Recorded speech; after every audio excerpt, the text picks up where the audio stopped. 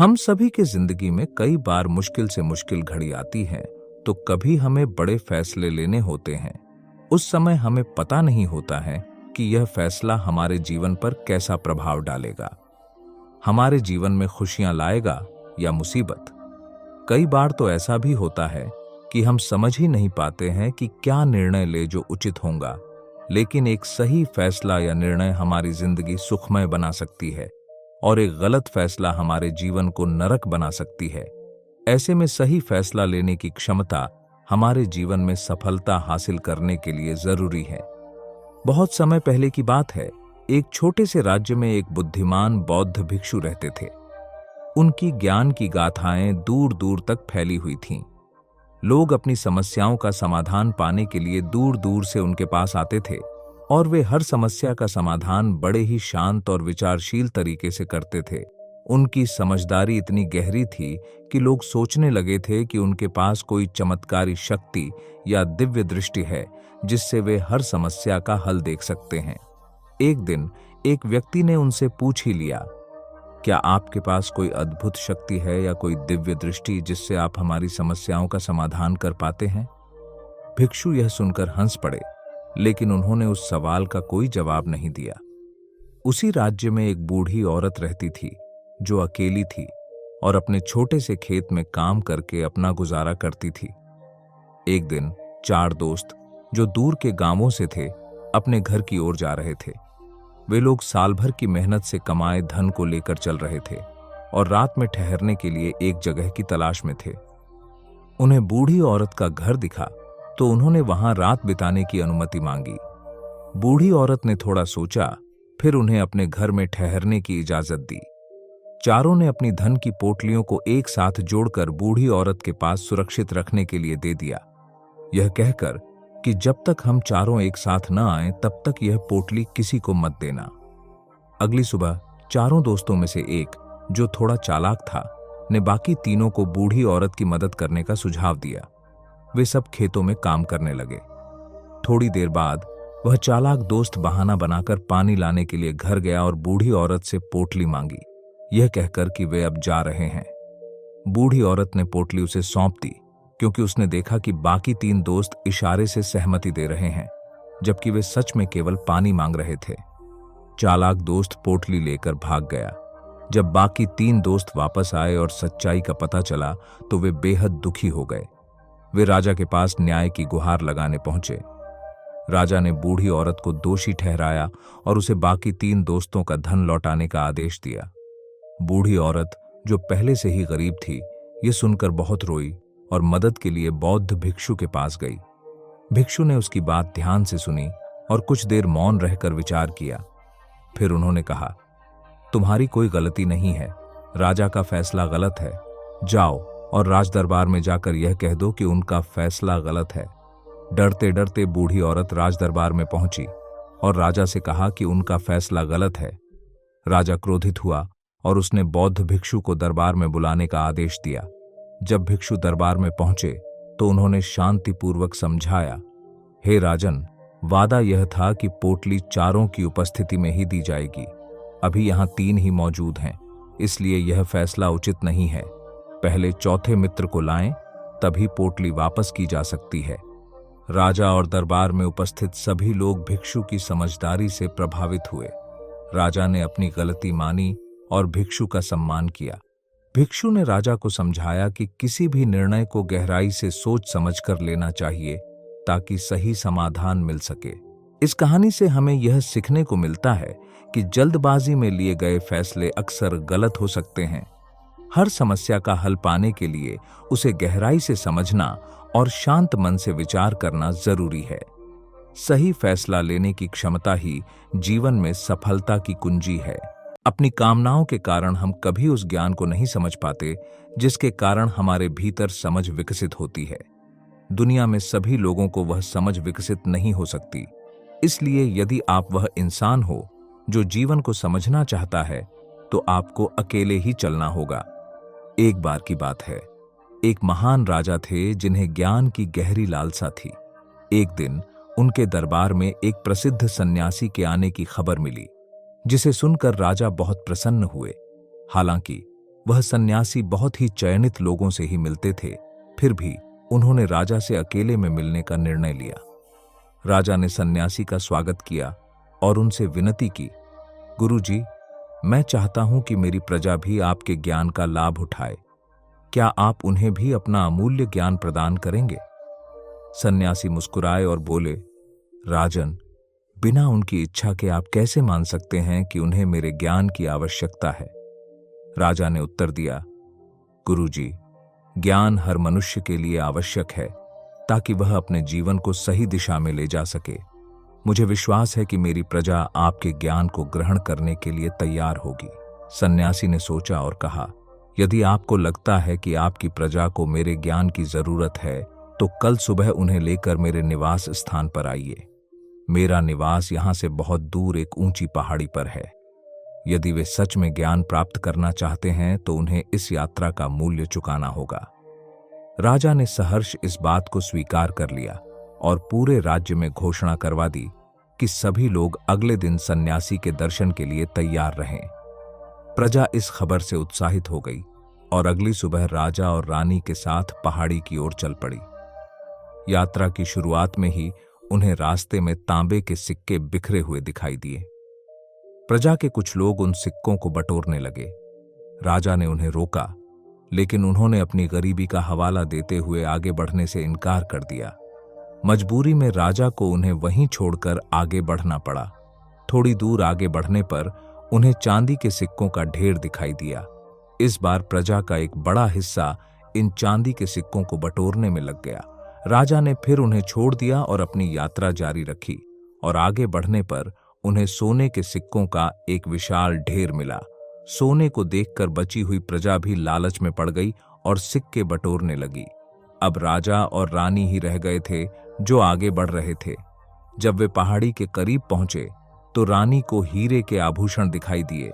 उन्हें देखकर रानी भी रुक गई और आभूषणों को देखने लगी।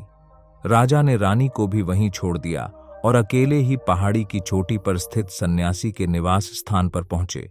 राजा को अकेला देखकर सन्यासी बोले, राजन, आपकी प्रजा कहाँ है? मैंने उनके बैठने की सारी व्यवस्था कर रखी थी। राजा ने सिर झुकाकर कहा, गुरुजी, जब मैंने यात्रा शुरू की थी तब मेरी प्रजा मेरे साथ थी, लेकिन रास्ते में तांबे, चांदी, सोने और हीरे के लोभ में वे सभी पीछे रह गए। अब केवल मैं ही यहां तक पहुंच सका हूं। सन्यासी ने धैर्यपूर्वक कहा, राजन, अब आप समझ गए होंगे कि ज्ञान की राह पर मनुष्य को अकेले ही चलना पड़ता है। जो लोग भौतिक सुख संपत्ति के पीछे दौड़ते हैं वे सच्चे ज्ञान को प्राप्त नहीं कर सकते।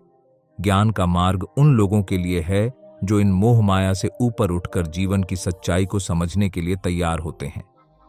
राजा ने विनम्रता से सन्यासी को धन्यवाद दिया और समझ गए कि सच्चा ज्ञान प्राप्त करने के लिए मनुष्य को अपनी इच्छाओं और लालसाओं का त्याग करना पड़ता है।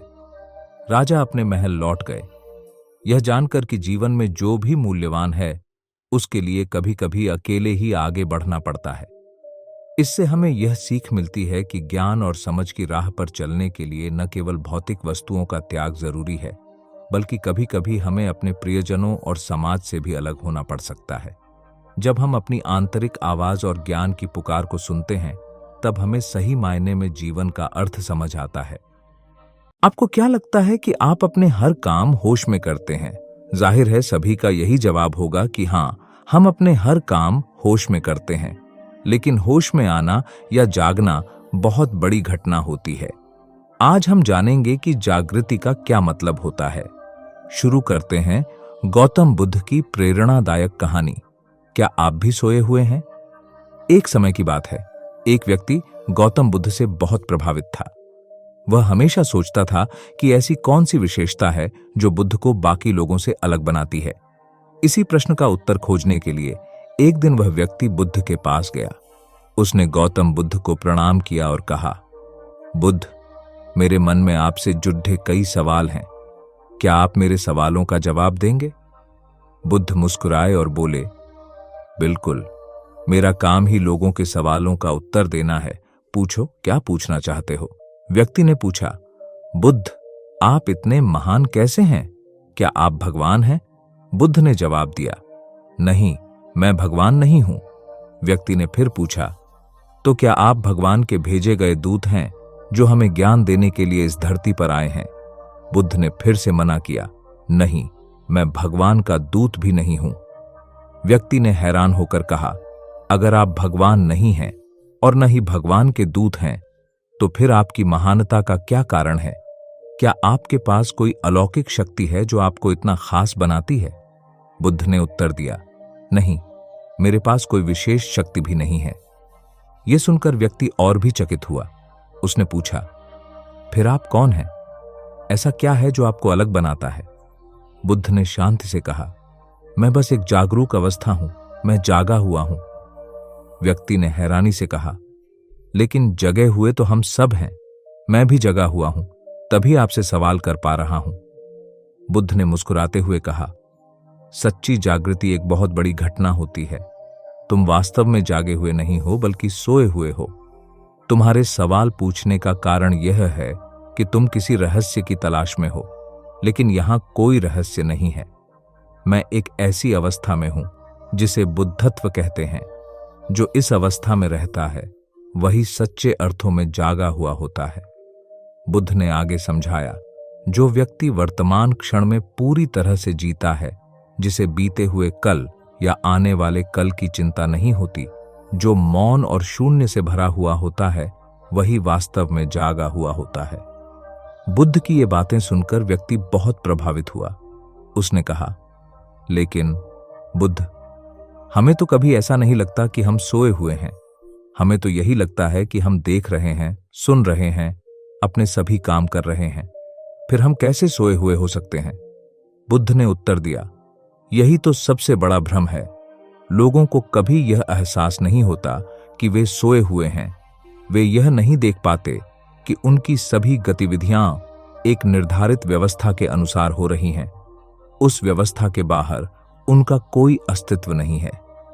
व्यक्ति ने बुद्ध के चरणों में झुककर प्रणाम किया और बोला, धन्यवाद बुद्ध, आपने मुझे सच्चाई का दर्शन करा दिया। अब मैं समझ गया हूं कि आप जागे हुए हैं और लोग आपकी ओर इसलिए आकर्षित होते हैं क्योंकि वे भी भीतर से जागने की उम्मीद रखते हैं। उसके बाद वह व्यक्ति बुद्ध को प्रणाम कर वहां से चला गया, अपने मन में जागृति का बीज बोकर। कहानी का संदेश। इस कहानी से हमें यह सीखने को मिलता है कि सच्ची जागरूकता हमारे भीतर की शांति और संतुलन से जुड़ी होती है। हमें भी अपने जीवन में सच्चे अर्थों में जागने का प्रयास करना चाहिए। जागरूक व्यक्ति ही अच्छे और बुरे का सही निर्णय ले सकता है और अपने जीवन के दुखों को कम कर सकता है। जागृति के इस मार्ग पर चलने से ही हमें वास्तविक सुख और शांति मिल सकती है। जीवन में सभी लोग एक योजना के तहत काम करते हैं और लगभग सभी योजना सफल नहीं होती, तो फिर ऐसे में क्या किया जाए? क्या खुद को हमेशा दुखी होने दे? तो इसका जवाब है बिल्कुल नहीं। वक्त के साथ आपको फ्लेक्सिबल बनना है, ना कि अपनी सोची गई योजना पर टिके रहना है। इसी विषय से संबंधित शुरू करते हैं आज की कहानी, वक्त के साथ खुद को ढालना सीखो। करण एक बेहद समझदार और होशियार लड़का था, जिसने बाकी लोगों की तरह अपने जीवन के लिए कई योजनाएं बनाई थीं। उसका सपना था कि वह एक सफल इंजीनियर बने, और इसी सपने को पूरा करने के लिए उसने एक प्रतिष्ठित इंजीनियरिंग कॉलेज में दाखिला लिया। पूरी लगन के साथ वह अपनी पढ़ाई में जुट गया, लेकिन जल्द ही उसे महसूस हुआ कि इंजीनियरिंग उसके लिए उतनी आसान नहीं थी जितनी उसने सोचा था। करण को इस कठिनाई का एहसास तो हो गया था, लेकिन वह अपनी योजना से चिपका रहा। उसके मन में यह बैठ गया था कि चाहे कुछ भी हो जाए, उसे इंजीनियर ही बनना है। किसी और दिशा में सोचने का तो वह सवाल ही नहीं उठाता था। जैसे तैसे उसने इंजीनियरिंग की पढ़ाई पूरी कर ली, लेकिन इसके बाद भी वह इस काबिल नहीं हो पाया कि एक अच्छी नौकरी पा सके। इंजीनियरिंग की डिग्री लेने के बाद भी करण को 4 साल तक कोई सही दिशा नहीं मिली। वह उलझन में था कि अब वह क्या करे। एक दिन उसकी मुलाकात पुराने कॉलेज के दोस्त विमल से हुई। दोनों ने एक दूसरे का हालचाल लिया और करण ने विमल से पूछा कि वह आजकल क्या कर रहा है। विमल ने बताया कि उसने अपना खुद का व्यवसाय शुरू कर दिया है। उसने कपड़ों की दुकान खोली है और उसका काम बहुत अच्छा चल रहा है। ये सुनकर करण को हैरानी हुई, क्योंकि विमल भी करण की तरह इंजीनियर बनने का सपना देखा करता था। करण ने आश्चर्य से पूछा, लेकिन तू तो कह रहा था कि तुझे इंजीनियर ही बनना है, फिर तूने अपनी योजना कैसे बदल ली? विमल ने मुस्कुराते हुए जवाब दिया, हाँ, कभी मुझे भी ऐसा ही लगता था, लेकिन धीरे धीरे मुझे समझ आया कि जिंदगी की परिस्थितियां बदलती रहती हैं और हमें भी उनके अनुसार बदलना चाहिए।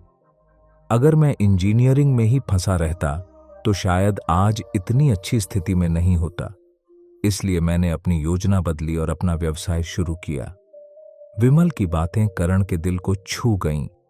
वह सोचने लगा कि वह भी कितनी गलत दिशा में चला गया था। उसने अपनी योजना के साथ इतनी जिद की कि उसकी जिंदगी ठहर सी गई थी, जबकि विमल ने वक्त रहते अपनी दिशा बदली और आज सफल है। करण को एहसास हुआ कि उसके पास भी कई ऐसी क्षमताएं हैं जिनका वह इस्तेमाल कर सकता है, लेकिन उसने सिर्फ एक योजना को पकड़कर अपने कई साल बर्बाद कर दिए। विमल से मुलाकात ने करण की सोच बदल दी। उसने तय किया कि वह भी अपनी योजनाओं पर पुनर्विचार करेगा और अपने जीवन में लचीलापन लाएगा। इस कहानी से हमें यह सीखने को मिलता है कि जीवन में सफल होने के लिए लचीलापन बहुत जरूरी है। अगर एक योजना काम नहीं करती तो हमें समय के साथ खुद को ढालना चाहिए और नई संभावनाओं की तलाश करनी चाहिए। किसी एक विचार या योजना से चिपके रहने के बजाय हमें जीवन की परिस्थितियों के अनुसार अपने रास्ते बदलने के लिए तैयार रहना चाहिए।